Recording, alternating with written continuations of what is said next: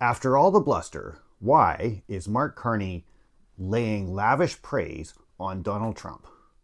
It's actually a little bit embarrassing. I'm Steve Sandford. You're watching Dominion Report. In a joint press conference while welcoming Trump to the G7 conference, Carney said, "The G7 is nothing without U.S. leadership and your personal leadership and your leadership of the United States, blah, blah, blah, blah, blah." He went on, he said leadership a bunch more times. He added a bunch more praise, and it was pretty hard to watch, and that's just if I'm being honest. This appears to be a complete 180 from Carney's election rhetoric, where he talked about our old relationship with the United States, how the deepening integration of the economies and the security and military cooperation were over. Carney had even adopted the elbows up moniker. Now, as a side note, I want to say I started using that before the Liberal Party put it in their campaign material, but I digress. Adulation of Donald Trump is not exactly elbows up, just saying. Now, I understand that dealing with Trump is akin to dealing with a toddler. And I realize that Trump likes Carney, whereas he despised Justin Trudeau. And because of Trump's transactional, black and white, simplistic mentality, that puts Canada in a much better spot with Trump than we were when Trudeau was PM.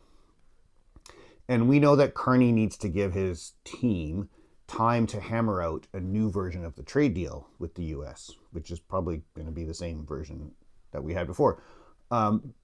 However, given all those considerations, if you were Prime Minister, what would you say to President Trump as a public greeting in front of the media? Let me know in the comments.